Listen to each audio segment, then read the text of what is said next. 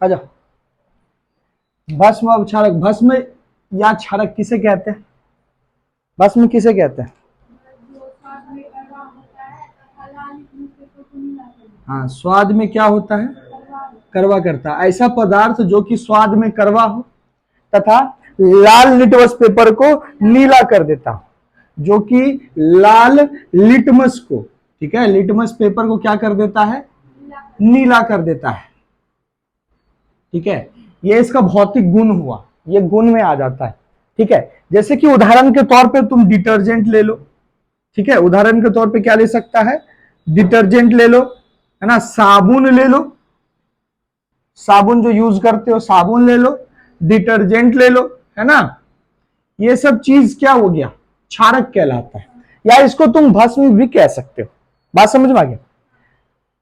जो क्षारक जो जल में घुलनशील होता है, जल में घुलनशील होता है, घुलनशील होगा, उसको हम लोग क्या कहते हैं? क्या कहते हैं? जो क्षारक जल में घुल जाता है उसको क्षार कहते हैं। मतलब भस्म के जलीय विलयन को साधारण सी भाषा में हम लोग क्या कह सकते हैं कि भस्म के जलीय विलयन को हम लोग क्षार कहते हैं। बात समझ में आ गई? क्षार को ना एक्चुअली इंग्लिश में हम लोग एल्केली कहते हैं, ALKALI। ठीक है, और भस्म यानी कि जो क्षारक होता है उसको इंग्लिश में बेस कहते हैं। कोई दिक्कत नहीं। ये तो हो गया कि भस्म क्या कहते हैं, जो वे पदार्थ जो स्वाद में तीक्ष्ण मतलब कि कड़वा होते हैं, ठीक है, और जो लाल लिटमस पेपर को नीला कर देते हैं, भस्म कहलाते हैं, है ना। अगर तुमसे कोई पूछे तो उदाहरण में हम लोग क्या ले लेंगे? साबुन है, साबुन के बाद डिटर्जेंट है, डिटर्जेंट के बाद टूथपेस्ट में भी हम लोग का क्या होता है? भस्म होता है। बात समझ में आ गई? अब मेन मुद्दा ये उठता है, ये सारा जो इसका परिभाषा, ये इसके भौतिक गुण को भी दर्शाता है। किसको दर्शाता है? इसके फिजिकल रूप को भी दर्शाता है। बात समझ में आ गया? क्षारक जो होते हैं ना, अम्ल के तरह ही संक्षारक होते हैं। मतलब क्या? अम्ल के समान, मतलब कि उसके तरह होते हैं, लेकिन जो जितना अम्ल संक्षारक होता है ना उतना ये नहीं होते। मतलब कहने का मतलब नुकसान पहुंचाने का, मतलब कि ज्वलनशील, मतलब ये संक्षारक कहने का एक्चुअली ये मतलब हो गया कि विषैले या त्रिवनाशक। संक्षारक को अगर संक्षिप्त रूप में पढ़े तो संक्षारक किसको कहते हैं? जिसका मतलब हो गया विषैला या त्रिवनाशक। समझ में आया? त्रिवनाशक, त्रिवनाशक मतलब जो तुरंत नाश कर देता होगा। एसिड को जैसे गिराओगे कपड़ा पे, काम खत्म। बात समझ में आ रहा है? ये भी संक्षारक होते हैं उसके समान, लेकिन ना इसका संक्षारकता थोड़ा कम होता है। बात समझ में आ रहे? कपड़े को अगर तुम डिटर्जेंट की ज्यादा हाईवी मात्रा में डिटर्जेंट का यूज कर लोगे, कपड़े को छोड़ दोगे, तो बता रखे ना कि उसके अंदर भी उसका कपड़ा का बॉन्ड जो होता है, जो कपड़ा होता है वो थोड़ा पतला हो जाता है, लेयर खत्म होता है, उंगली डालने से फट जाएगा कपड़ा। तो संक्षारकता तो उसमें भी है, लेकिन अम्ल से संक्षारकता थोड़ा कम होता है। बात समझ में आ गया? अब जो होता है कि भस्म अम्ल के प्रकार के हिसाब से ही होता है। जैसे कि अम्ल हमारा प्रबल होता था और दुर्बल होता था, भस्म भी दो प्रकार का होता है, प्रबल भस्म और दुर्बल भस्म। प्रबल भस्म और दुर्बल भस्म। प्रबल भस्म क्या होता है? हाइड्रोक्साइड आएगा। प्रबल भस्म, सॉरी, प्रबल भस्म, जिसको हम लोग स्ट्रॉन्ग बेस कहते हैं। क्या बोलते हैं? स्ट्रॉन्ग बेस, स्ट्रॉन्ग बेस कहते हैं। स्ट्रॉन्ग बेस, जैसे कि हम लोग प्रबल अम्ल को क्या पढ़े थे? जो कि जल में विलय हो, हाइड्रोजन आयन हैवी मात्रा में निकाले, अधिकतम मात्रा में जो हैवी कहते हैं ना हाइड्रोजन आयन, तभी हाइड्रोजन आयन जिसमें ज्यादा होगा वो एक्टिव हो जाएगा और रिएक्शन होगा, ज्यादा रिएक्शन करता है वो, क्योंकि हाइड्रोजन आयन। तो इसी प्रकार से जो जल में विलय हो, है ना, और जो हाइड्रोक्साइड आयन निकालता हो अधिकतम मात्रा में। हाइड्रोक्साइड पे ऋणायन होता है। कौन सा आयन होता है? ऋणायन। ऋणायन बोलने का मतलब नेगेटिव, माइनस, है ना। तो हाइड्रोक्साइड आयन निकालने का मतलब क्या हो गया? जैसे कि देखो, वे क्षारक जो जल में पूर्णतः वियोजित होकर हाइड्रोक्साइड आयन देते हैं। जल में पूरी तरह से वियोजित होने के बाद क्या देता है? हाइड्रोक्साइड आयन देता है, प्रबल भस्म कहलाता है, स्ट्रॉन्ग बेस कहलाता है। एग्जाम्पल के रूप में बहुत सारा है, पोटासियम हाइड्रोक्साइड है, KOH है ना, इसको हम लोग क्या पढ़ते हैं? पोटासियम हाइड्रोक्साइड पढ़ते है ना। NaOH जिसको हम लोग क्या पढ़ते? सोडियम हाइड्रोक्साइड पढ़ते है ना। ऐसे करके बहुत सारा हम लोग का क्या है? प्रबल भस्म है। बात समझ में आ गया? उसके बाद है हम लोग का दुर्बल क्षारक। कौन सा क्षारक? दुर्बल क्षारक। दुर्बल क्षारक किसको कहेंगे भाई? जो जल में पूरी तरह से वियोजित ही ना होता हो, जो जल में पूरी तरह से वियोजित ही नहीं होगा तो हाइड्रोक्साइड आयन कहां से देगा? नहीं देगा ना। बात समझ में आ रही है? जो जल में पूरी तरह से वियोजित हुआ ही नहीं तो वो हाइड्रोक्साइड आयन देगा कहां से? क्योंकि हम पहले बता रखे थे कि अम्ल जो है जब पानी के साथ रिएक्ट करता है तो हाइड्रोजन आयन देता है, और जो भस्म पानी के साथ रिएक्ट करता है हाइड्रोक्साइड आयन देता है। ये टर्म को याद रखो। हाइड्रोक्साइड आयन अगर भस्म देता है तो जाहिर सी बात है वो पानी के साथ रिएक्ट कर रहा होगा, यानी कि पानी में घुल रहा होगा। तो जो हाइड्रोक्साइड आयन देगा ही नहीं, वो पानी में पूरी तरह से घुला ही नहीं, तो हाइड्रोक्साइड आयन कहां से देगा अधिकतम मात्रा में? बात समझ में आया? ये जल में पूरी तरह से वियोजित नहीं हो पाते, इसको हम लोग वीक बेस कहते हैं। कौन सा बेस कहते हैं भाई? वीक बेस कहते हैं, दुर्बल क्षारक कहते हैं। ये जल में पूरी तरह से वियोजित नहीं हो पाते, जिसके वजह से इसका रिएक्शन नहीं हो पाता अच्छे तरीके से।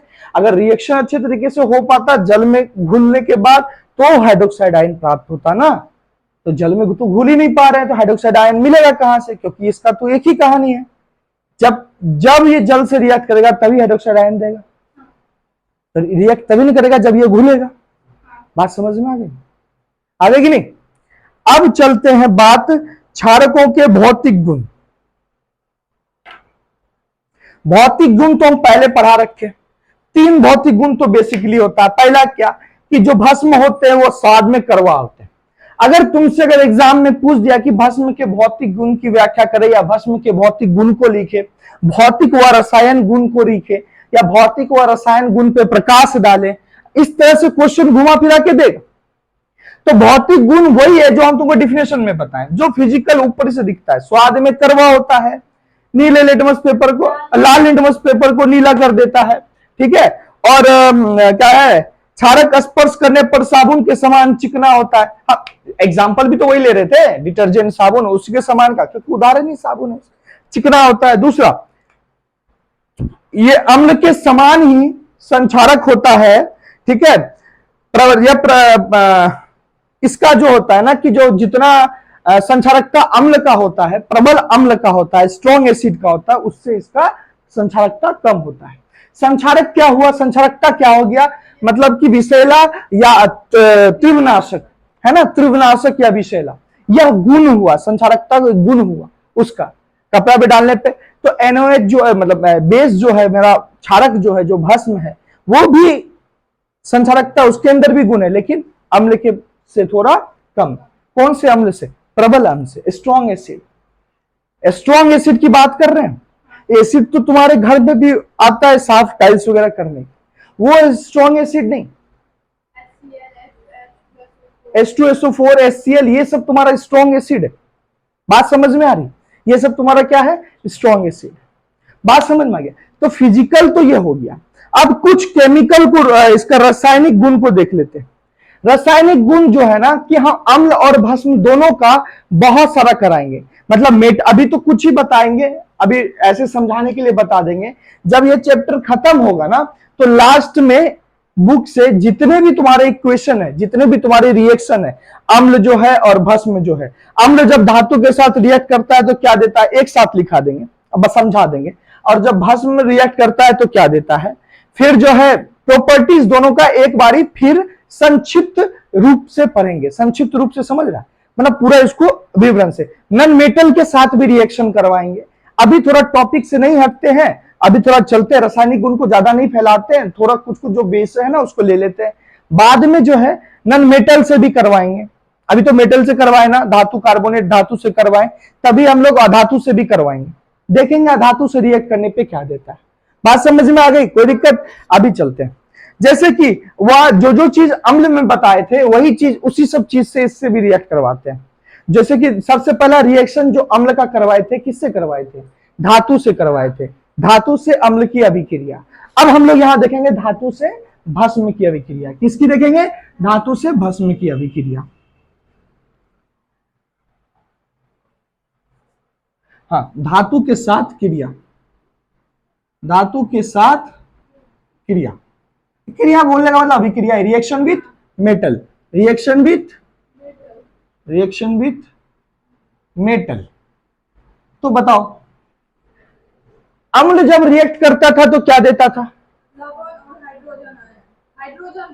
गैस, हाइड्रोजन गैस, है ना। जब वो रिएक्ट करता था तो लवण देता था और हाइड्रोजन गैस देता था। कौन? एसिड, जब मेटल के साथ रिएक्ट करता था। लेकिन यहां पे हम रिएक्शन करवा रहे हैं बेस का धातु के साथ, बेस का धातु के साथ। तो ये भी सेम गुण रहता है इसके अंदर भी। क्षारक प्लस धातु, क्षारक प्लस धातु, ये भी प्रोडक्ट में लवण प्लस हाइड्रोजन गैस ही देगा, लवण प्लस हाइड्रोजन गैस ही देगा। कोई दिक्कत? जैसे कि एक एग्जांपल ले लो, Zn हमारा क्या हो गया? सॉलिड अवस्था में। एस लिखा हुआ है, Z मतलब सॉलिड, सॉलिड मतलब ठोस। कौन सी अवस्था में? ठोस।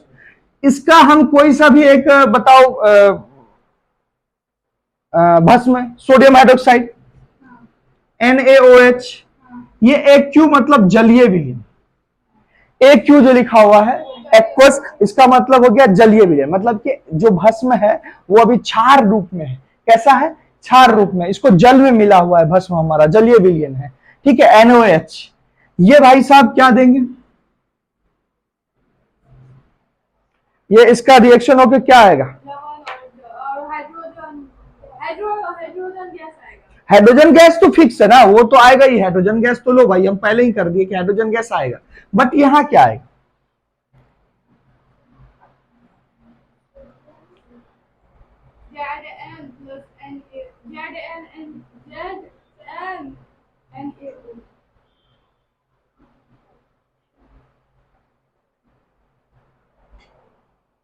हम तुम लोग को बताए थे रिएक्टिविटी सीरीज, क्या याद किए थे? रिएक्टिविटी सीरीज को ध्यान दिए थे? क्रियाशीलता समूह को ध्यान दिए थे? क्रियाशीलता समूह को ध्यान दिए थे? नहीं दिए, नहीं दिए, यही गलती किए थे। जो जिंक है हमारा वो ऑक्साइड बना लेगा। ठीक है, जिंक ऑक्साइड, और Na इससे ज्यादा क्रियाशील होता है तो सोडियम जिंक ऑक्साइड हो जाएगा। बात समझ में आ गया? सोडियम जिंक ऑक्साइड हो जाएगा। और ये ना हम कैसा रहेगा? तो कैसा स्टेट में रहेगा? ये भी जलीय विलयन के स्टेट में रहेगा। इसी कैसा रूप में रहेगा? जलीय विलयन के रूप में रहेगा। कहने का मतलब है, जब हम भस्म का जलीय विलयन लिए, सोडियम हाइड्रोक्साइड एज अ भस्म ली, उसमें हम जिंक का रिएक्शन करवाए, जिंक को उसमें डाल दी, तो हम क्या देखे कि हाइड्रोजन गैस उससे निष्कासित होने लगी और यहां पे क्या बच गया? तो जब इसका रिएक्शन होगा तो हम लोग क्या पाएंगे कि सोडियम जिंक के साथ रिएक्ट, सोडियम ज्यादा क्रियाशील है तो सोडियम इधर रहेगा और जिंक जो है ऑक्साइड बना लेगा। बना सके जिंक ऑक्साइड प्लस मेटल जो है हमारा जो सोडियम रहेगा, क्योंकि जिंक है, मेटल है, धातु है, ये तो ऑक्साइड को पकड़ लेगा ना। धातु ऑक्साइड जल्दी बनाती है ना, धातु ऑक्सीजन के साथ रिएक्ट करके धातु ऑक्साइड बनाती है। तो यहाँ पे एज अ धातु हम क्या लिए थे? जिंक को। जिंक तो ऑक्साइड बनाएगी, साथ ही साथ Na है हमारा। ठीक है ना, तो sodium zinc oxide as a aqueous मतलब कि जलीय विलयन तैयार होगा प्लस हाइड्रोजन गैस निष्कासित होगा। कोई दिक्कत नहीं। तो ये अम्ल के भांति ही सेम, जैसे कि क्षारक प्लस धातु किए तो लवण और हाइड्रोजन गैस दिया, तो अम्ल भी वही किया था। जब धातु के साथ रिएक्ट किया था तो क्या दिया? लवण तथा हाइड्रोजन गैस, हाइड्रोजन गैस, है ना।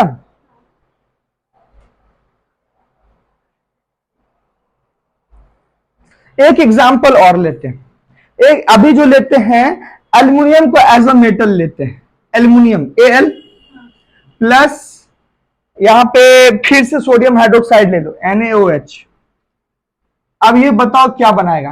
प्लस H2 तो निष्कासित फिक्स है ना, ये गैस तो निकलेगी। अब बताओ कि आप बनेगा क्या? हाँ, NaAlO, NaAlO3 ऐसा बनता है। इसको सोडियम एल्यूमिनेट भी बोलते हैं। सोडियम एल्यूमिनेट क्या बोलते हैं? सोडियम एल्यूमिनेट, ठीक है। इसको सोडियम मेटा एल्यूमिनेट भी कहते हैं। मेटा, तो मेटा का वर्जन तुम नहीं समझ पाएगा, मेटा पैरा ये सब जो होता है ना 11 12th में आता है रिएक्शंस में, तो इसको सिंपल सा नाम तुम सोडियम एल्यूमिनेट भी कह सकते हो। तो देखो हाइड्रोजन गैस रिलीज हुआ ना, मेन हमको क्या देखना था कि क्या करता है। जो कॉमन आ रहा है वो क्या आ रहा है? Hydrogen gas. हर एक रिएक्शन में क्या कॉमन आ रहा है? हाइड्रोजन गैस का निष्कासन। क्या क्या आ रहा है कॉमन? हाइड्रोजन गैस का निष्कासन। यहां भी हाइड्रोजन गैस का निष्कासन, यहां भी हाइड्रोजन गैस का निष्कासन। तो हम ये चीज को अच्छे से समझ गए कि भस्म भी धातु के साथ रिएक्ट करके लवण तथा हाइड्रोजन गैस देता है। बात समझ में आ गया?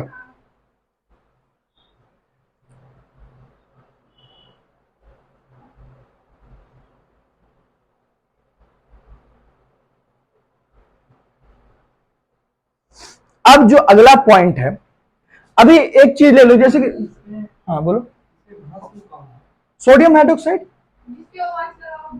हाँ नहीं बताए थे हम? क्या भस्म है अपना? अच्छा, तो ऐसे जो हम लिखे हैं इसके अकॉर्डिंग समझ रहा है क्या? नहीं नहीं नहीं, हम तो उल्टा लिख दिया, अब मेटल ऐसा उल्टा लिख दिया। अच्छा कोई बात नहीं, ये धातु है अपना एल्युमिनियम जिंक, थोड़ा सा अकल लगाओ ना, है ना, थोड़ा सा अकल लगा। अच्छा कोई बात। अब चलते थोड़ा सा देख लेते इसका जो रिएक्शन है ना अधातु के साथ कैसा होगा। वैसे बाद में तो इसका विवरण अच्छे से करना है, अभी नहीं समझ में आ रहा था टेंशन मत लो, बाद में रिएक्शन हम सिर्फ रिएक्शन ही पढ़ाएंगे। लास्ट डे का जो क्लास होगा ना इस चैप्टर का, उसमें सिर्फ और सिर्फ यही डिफरेंशिएट करके बताएंगे कि एसिड और भस्म दो चैम्बर बना देंगे, वो क्या क्या कर रहा है उसको हम अच्छे से विवरण करके बताएंगे, उसमें टेंशन मत लेना। रिएक्शंस पे अभी ज्यादा जोर नहीं दे रहे, थ्योरी को लेके चल रहे हैं, बस थोड़ा सा झलक दिखा रहे हैं। अगर क्षारक हमारा यानी कि भस्म हमारा, क्षारक अगर अधातु के साथ रिएक्ट करता है तो क्या करेगा? क्षारक अगर अधातु के साथ रिएक्ट होगा तो क्या बना के देगा? लवण और जल, लवण और जल, ठीक है, लवण और जल देगा। जैसे कि क्षारक कोई ले लो, जैसे कि एग्जांपल है कैल्शियम हाइड्रोक्साइड, है ना, CaOH का होल्ट्राइज, कैल्शियम हाइड्रोक्साइड, है ना। और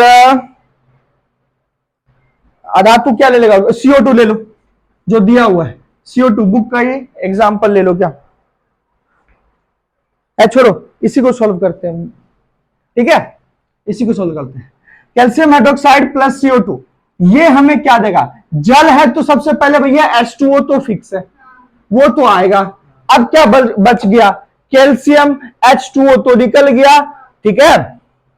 यहां पे O भी 2 है, H भी 2 है, होल ट्वाइस है ना, ये होल ट्वाइस है ना। यहां से 2 हाइड्रोजन, 1 मॉलिक्यूल ऑफ ऑक्सीजन निकल गया, तो यहां 1 ऑक्सीजन यहां बच गया। यहां से 2 हाइड्रोजन निकल गया, 1 ऑक्सीजन निकल गया, 1 ऑक्सीजन तो फिर भी है, यानी कि भैया CaCO3 बना देगा। नहीं समझे? कैल्शियम कार्बोनेट, क्या पढ़ोगे उसको? कैल्शियम कार्बोनेट, जो कि लवण है। क्या है? लवण, लवण प्लस जल। तो ये कुछ ना इसका रासायनिक गुण है, जिसको अभी हम डिटेल में नहीं बता रहे हैं, बार बार समझा रहे हैं, इसको अभी हम डिटेल में नहीं बता रहे हैं, नहीं तो तुम लोग का माइंड थोड़ा डाइवर्ट हो जाएगा, रिएक्शन से थोड़ा माथा पची होगा। रिएक्शन तुम ही लोग से बनवाएंगे, सारा रिएक्शन बनवाएंगे, लेकिन अच्छे तरीके से बताने के बाद। जितने भी इक्वेशन, जितने भी एसिड है, जितने भी भस्म है, सबके साथ एग्जाम्पल का हम लोग सबके साथ रिएक्शन करवा देंगे। बात समझ में आ रहा है? थोड़ा पेशेंस रखो, अभी थ्योरी पे चलते हैं, थ्योरी को समझते हैं, थोड़ा नमक पे जाते हैं, ऐसे समझते हैं, ठीक है। उसके बाद जो रिएक्शंस है, मतलब क्या कि मेटल किस, मतलब अम्ल मेटल के साथ क्या करता है, भस्म क्या करता है, थोड़ा बहुत तो जान गए। उसके बाद नन मेटल के साथ अम्ल क्या करता है, नन मेटल के साथ भस्म क्या करता है, इसको हम अच्छी तरीके से पढ़ेंगे। विथ सारे भस्म के साथ रिएक्शन करेंगे, सारे अम्ल के साथ रिएक्शन करेंगे और अच्छे से बनाएंगे। टेंशन मत लो, लास्ट दिन जब इस चैप्टर का लास्ट आएगा तब की बात करें, अभी थोड़ा थ्योरी पे चलो, या फिर हम कभी भी बनवा सकते हैं, ठीक है।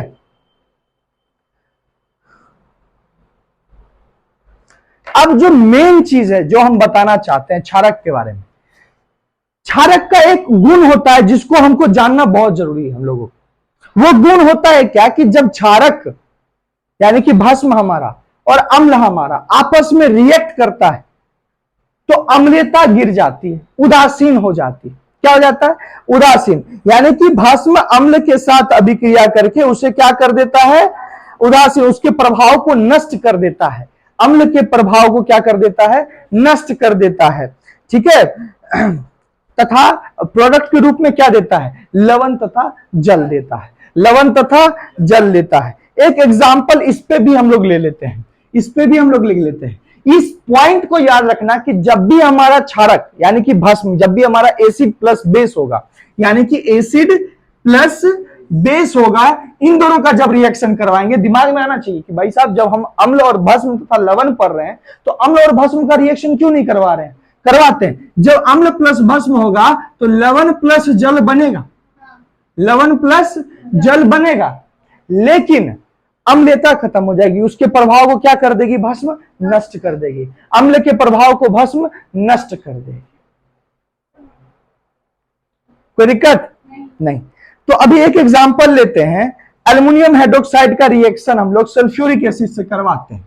एल्युमिनियम हाइड्रोक्साइड का रिएक्शन, एल्युमिनियम हाइड्रोक्साइड का रिएक्शन हम लोग H2SO4 से, है ना, H2SO4 से करवाते हैं। क्या देगा? H2O तो फिक्स है ना, सॉरी यहां लिख देते हैं, H2O तो फिक्स है, यहां क्या देगा?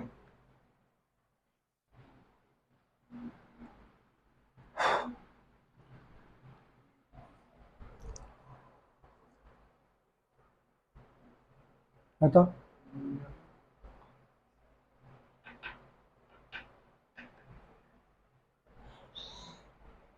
बोलो।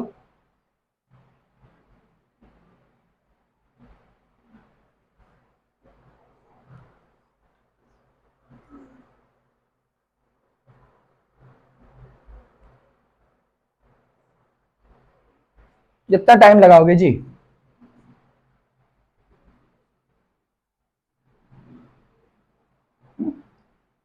अरे H2O फॉर्मेशन हो गया ना ये भाई साहब, इससे ना रिएक्ट कर लेगा, एल्युमिनियम सल्फेट नहीं बनाएगा। क्या नहीं बनाएगा? बनाएगा कि नहीं? तो क्या बना देगा? Al2SO4 का होल थ्राइस, Al2SO4 का होल थ्राइस। अब इसको तुम बैलेंस कर सकते हो, तुमको अगर बैलेंस कर सकते हो भाई, अगर तुमको लग रहा है कि ऑक्सीजन का नंबर है, मॉलिक्यूल नंबर इधर उधर है, तो बैलेंसिंग सिखाया है ना, सबको बैलेंसिंग सिखाया है ना, तो बैलेंस कर दो, बात यहीं पे खत्म है कि नहीं? इतना टाइम लगाओगे तुम लोग एक पॉइंट पे कि हाँ रिएक्शन, अब इतना छोटा रिएक्शन समझ में नहीं आएगा तो दिक्कत है। तो बेसिकली हम लोग यहाँ पे क्या किए, एल्युमिनियम हाइड्रोक्साइड का जब रिएक्शन हम लोग सल्फ्यूरिक एसिड के साथ करवाएं तो क्या पाते हैं कि लवण प्लस जल तो मिला हमको, लेकिन जो मेन चीज है अम्ल का गुण को नष्ट कर दिया, मतलब कि उन दोनों का रिएक्शन उदासीन रिएक्शन कहलाता है। मतलब वो दोनों क्या करता है? एक दूसरे के गुण को नष्ट कर देता है। समझ में आ गया? उदासीन कर देता है। इसलिए कहा गया है जब भस्म का अम्लों से अभिक्रिया करने पर उनके प्रभाव को नष्ट कर देते हैं तथा लवण और जल का निर्माण करते हैं। बात समझ में आ गया? ऐसे करके बहुत सारे इसके हैं। जो मेन चीज था हम लोग को ये जानना था, क्योंकि एक दो एक्सपेरिमेंट हम लोग देखेंगे तो इसी थ्योरी पे, उदासीन वाले थ्योरी पे। ठीक है। अब इसका उपयोग जो है, बेस का उपयोग कैसा है? एल्युमिनियम हाइड्रोक्साइड का प्रयोग वस्त्र तथा प्रति अम्ल बनाने में किया जाता है। प्रति अम्ल क्या होता है? हम तुम लोग को बताए थे एंटासिड। एंटासिड क्या होता था? हाँ,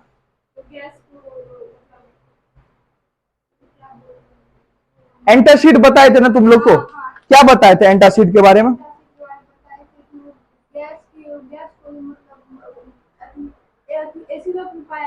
हाँ,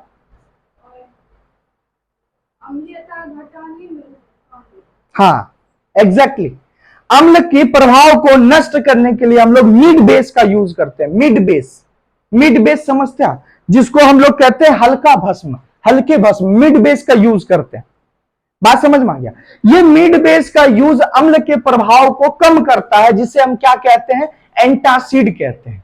क्या कहते हैं? एंटासिड कहते हैं। ये एंटासिड लिखा हुआ तुमको दवाई सब के रैपर पे मिल जाएगा। है ना, एसिलोक का रैपर खरीदो, उस पे एंटासिड लिखा हुआ आएगा, ANTACID, एंटासिड। समझ में आ रही है बात? ये एक्चुअली क्या होता है? एंटासिड ये मिड बेस होता है। एंटासिड उस बेस को कहते हैं, उस मिड बेस को एंटासिड कहते हैं, उस हल्के भस्म को एंटासिड कहते हैं, जिसका काम हम लोग अम्लता को कम करने में इस्तेमाल किया जाता है। बढ़े हुए अम्ल के प्रभाव को नष्ट करने के लिए हल्के भस्म का इस्तेमाल करना पड़ता है, जिसे हम लोग एंटासिड कहते हैं। जिसे हम लोग क्या कहते हैं? एंटासिड कहते हैं। बात समझ में आ रही है? अगर तुमसे कोई पूछे कि एंटासिड किसे कहते हैं, तो बढ़े हुए अम्ल के प्रभाव को नष्ट करने के लिए हमें हल्के भस्म का इस्तेमाल करना पड़ता है, जिसे हम लोग एंटासिड कहते हैं। समझ में आ गया? एल्युमिनियम हाइड्रोक्साइड AlOH का whole thrice, aluminium hydroxide AlOH का होल थ्राइस, एल्युमिनियम हाइड्रोक्साइड का प्रयोग। एल्युमिनियम हाइड्रोक्साइड एक्चुअली में क्या है? क्षारक है, भस्म है। हम लोग भस्म का उपयोग कर रहे हैं ना, तो एल्युमिनियम हाइड्रोक्साइड का AlOH3 का होल थ्राइस का प्रयोग हम लोग वस्त्र तथा प्रति अम्ल बनाने में किया जाता है।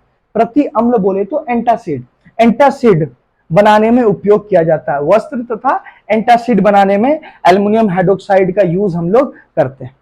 अगर कोई तुमको एंटासिड बोले तो अब समझ जाएगा ना एंटासिड क्या होता है। एंटासिड बेस के दम पे बनता है, वो हल्के भस्म होते हैं।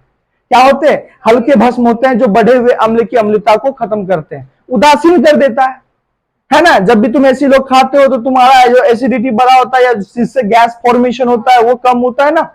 एसिलोक खा लेने से कम होता है गैस। वो गैस क्यों कम हो जाता है? क्योंकि वो तुम्हारे बढ़े हुए अम्लता को एंटासिड घटा देता है ना। तो बहुत सारे ऐसे आते हैं एंटासिड वाले कंपोजिशन वाले मेडिसिन आते हैं, है ना। अमोनियम हाइड्रोक्साइड, है ना, NH4OH ना सूत्र होता है उसका, अमोनियम NH4OH। तो सबका हम लिखाएंगे, टेंशन मत लो। हम जितना एसिड है जितना बेस है पूरा फॉर्मूला के साथ हम लिखा देंगे, उसका भी टेंशन नहीं लेना है। जिसको नहीं पता है अभी पढ़ते चलो, पढ़ते पढ़ते बहुत चीज समझ जाओगे। अमोनियम, अमोनियम क्या बोलते हैं? NH4 को अमोनियम कहते हैं। बहुत किसी को जो पहले पढ़ी उसको पता, हाइड्रोक्साइड। तो अमोनियम हाइड्रोक्साइड का प्रयोग क्लीनिंग एजेंट के रूप में किया जाता है, क्लीनिंग एजेंट के लिए किया जाता है ना। तथा अमोनिया लवण बनाने में होता है। अमोनिया लवण बनाने में इन सब का यूजेस है। तो बहुत सारे यूजेस है इन क्षारकों का, है ना, जिसमें से हम 2 यूजेस बता दिया। अमोनिया लवण वाला यूजेस, NH4 हमारा NH4 सॉल्ट जो बनाता है, अमोनियम का यूज करके जो सॉल्ट बनता है, यानी कि जिसको हम लोग अमोनिया लवण कहते हैं, अमोनिया साल्ट बोलते हैं, वो अमोनियम हाइड्रोक्साइड की मदद से बनाया जाता है। एल्युमिनियम हाइड्रोक्साइड की मदद से क्या बनाया जाता है? तो बताए एंटासिड बनाया जाता है। ऐसे करके बहुत सारे हैं। कैल्शियम हाइड्रोक्साइड का प्रयोग चमड़ा उद्योगों, खरे जल को मृदु बनाने में, ब्लीचिंग पाउडर बनाने में, इन सब में कैल्शियम हाइड्रोक्साइड का यूज होता है। ब्लीचिंग पाउडर देखे हो, वो जो बनता है वो कैल्शियम हाइड्रोक्साइड से बनता है। तो क्षारक ही तो है कैल्शियम हाइड्रोक्साइड। तो ये हम लोग जो पढ़ रहे हैं क्षारक का यूजेज ऑफ भस्म, यूजेज ऑफ बेस। बात समझ में आ रहा है? कैल्शियम हाइड्रोक्साइड जो कि क्या करता है? ब्लीचिंग पाउडर बनाने में। अल्युमिनियम हाइड्रोक्साइड जो कि हमारा एंटासिड बनाने में, वस्त्र बनाने में। अमोनियम हाइड्रोक्साइड अमोनिया लवण बनाने में, क्लीनिजिंग एजेंट बनाने में, है ना। उसके बाद है सोडियम हाइड्रोक्साइड का प्रयोग साबुन तथा धवन। हाँ, सोडियम हाइड्रोक्साइड जो कि हम बेस बार बार समझाए तुम लोग, साबुन सब पे या डिटर्जेंट सब पे NaOH लिखा रहता है। कंपोजिशन तुम लोग पढ़ते नहीं हो कभी। वो सोडियम हाइड्रोक्साइड होता है। सोडियम हाइड्रोक्साइड का यूज साबुन बनाने में किया जाता है, डिटर्जेंट बनाने में किया जाता है। बात समझ में आ रहा है? ये यूजेस लिखा देंगे। बुक में है क्या यूजेस? बुक में है यूजेस, देखो। हाँ, यूजेस है तो बुक में है। हम मुंह से बता दिए, तुम लोग को जब भी पढ़ोगे समझ में आ जाएगा। सोडियम हाइड्रोक्साइड याद रखना, मुंह से ही याद हो जाएगा। सोडियम हाइड्रोक्साइड साबुन तथा डिटर्जेंट वगैरह बनाने में। अल्युमिनियम हाइड्रोक्साइड एंटासिड बनाने में, वस्त्र बनाने में। कैल्शियम हाइड्रोक्साइड ब्लीचिंग पाउडर बनाने में। अमोनियम हाइड्रोक्साइड अमोनिया लवण बनाने में, क्लीनिजिंग एजेंट बनाने में, है ना। ये सब यूजेज है किसका? बेस का, भस्म का। समझ में आ गई बात? बस ये याद रखना है। टूथपेस्ट, अब देखो जो बात है टूथपेस्ट, हम तुमको एक चीज बताए थे कि टूथपेस्ट भी हमारा क्या होता है? क्षारीय होता है, भस्म होता है। हाँ, वही चीज बोल रहे, क्षारीय होता है। एक्चुअली जो हमारा दांत होता है शर्ता करता है, क्योंकि दांत के चारों तरफ अम्लता बढ़ जाते हैं, उसके चारों तरफ एसिड मतलब अम्लता ज्यादा घेर लेता है, तो हम लोग टूथपेस्ट को यूज करते हैं उसके अम्लता को कम करने के लिए, उसके प्रभाव को नष्ट करने के लिए। तो टूथपेस्ट जब भी हम लोग करते हैं तो वो क्षारीय होता है, और हम लोग जानते हैं कि भस्म तथा इसका अम्ल का रिएक्शन उदासीन होता है। अम्ल के प्रभाव को भस्म नष्ट कर देता है, अम्ल के प्रभाव को भस्म क्या कर देता है, नष्ट कर देता है, जिसकी वजह से हमारे दांत के ऊपर जो लेयर एसिड का लेयर बन जाता है, अम्लता बढ़ जाती है हमारे दांत के चारों तरफ। कोई खाना खा लेने से या कुछ भी, वो अम्लता नष्ट हो जाती है, जिसकी वजह से हमारा दांत सुरक्षित हो जाता है। बात समझ में आ रही है? आ रही है ना? चारों ओर अम्ल के अधिकत्व का उदासीन कर देता है, जो एक्चुअली वो बोल रहा है।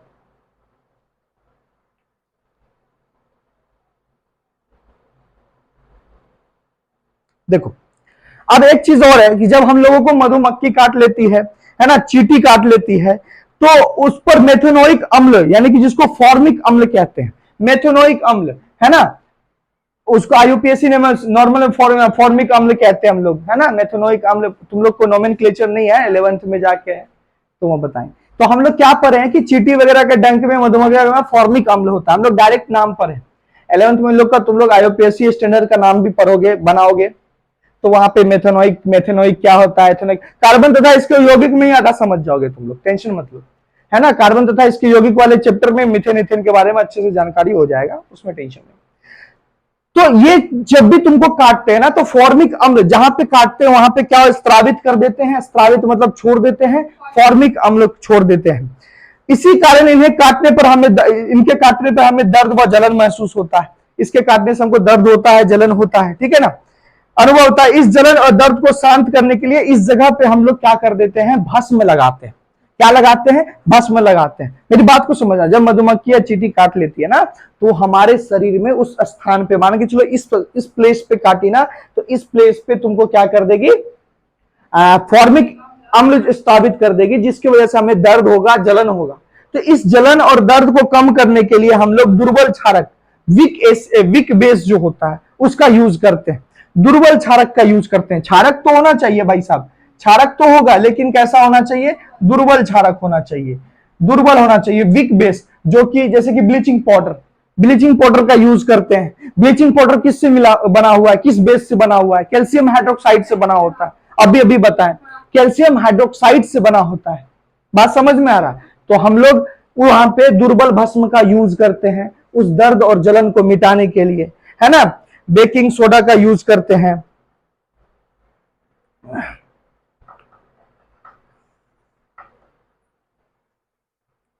एक्चुअली में ज्यादातर यूज जो होता है ना, हम लोग बेकिंग सोडा का करते हैं। बेकिंग सोडा तो सब कोई जानते होंगे ना, बेकिंग सोडा केक वेक बना, तुम लोग को तो ज्यादा पता होगा। एक्चुअली में बेकिंग सोडा किस चीज का कंपोजिशन, किससे बना होता है, किस बेस से बना होता है?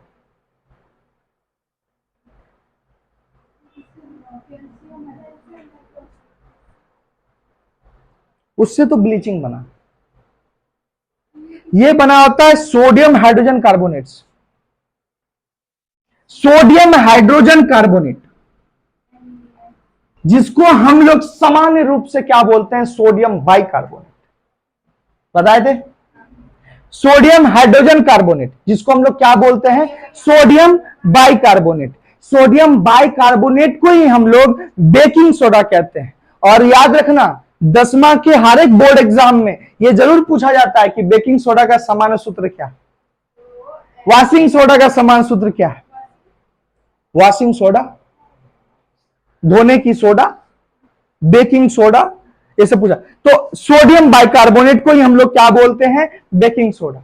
तो ज्यादातर हम लोग ना ब्लीचिंग पाउडर से भी ज्यादातर हम लोग मधुमक्खी या चींटी काटने पर इसका यूज करते हैं, NaSCO3, जिसको सामान्य रूप से हम लोग बेकिंग सोडा कहते हैं। बेकिंग सोडा हर एक के घर में अवेलेबल हो ही जाता है लगभग में। वो बेकिंग सोडा का यूज वहां पे किया जाता है, जिसके क्या होता है ना, उस अम्ल को उदासीन करता है। उस अम्ल जो वहां फॉर्मिक अम्ल उस पे हमारा मधुमक्खी या चींटी छोड़ गया है, उसको क्या करता है, उदासीन करता है, अम्लता को नष्ट करता है, अम्ल के वो गुण को खत्म करता है। बात समझ में आ गई? ये होती है हमारे मधुमक्खी या डंक काटने पर, यह होती है भस्म और अम्ल के साथ जब रिएक्शन होता है तो उदासीनता, यही होती है, उदासीन कर देता है उसको। बात समझ में? वही हमारे दांत में भी होती है। अगर तुम्हारे क्वेश्चन आ गया कि क्वेश्चन आ सकता है दांत से रिलेटेड, भस्म से रिलेटेड, तुम लोग अच्छे से अपने से व्याख्या करके बना सकते हो। हम लोग जब भी खाते हैं तो उसका जो अम्लता होती है ना दांत के चारों तरफ क्या हो जाती है, अधिवक्य हो जाती है, दैट मीन्स फैल जाती है। तो जब हम लोग ब्रश करते हैं तो टूथपेस्ट क्षारीय होता है, भस्म रूप का होता है। जब उसको हम ब्रश करते हैं तो हमारे चारों तरफ के अम्ल के साथ रिएक्ट करके उसको उदासीन कर देती है, उसके गुण को, उसकी अम्लता को नष्ट कर देती है, उसके प्रभाव को नष्ट कर देती है। तो ऐसा क्वेश्चन आ सकता है, इवन आया भी है। क्वेश्चन बैंक आएंगे तुम लोग को ये हम दिखा देंगे, ऐसा क्वेश्चन आया भी। हम जिस क्वेश्चन पे ज्यादा जोर देना, समझ लो कि उससे कुछ ना कुछ क्वेश्चंस तैयार होंगे। क्वेश्चन किसी भी प्रकार से दे सकता है घुमा के, बस भावना को समझो कि बोलना क्या चाह रहा है। बात समझ में आ गया?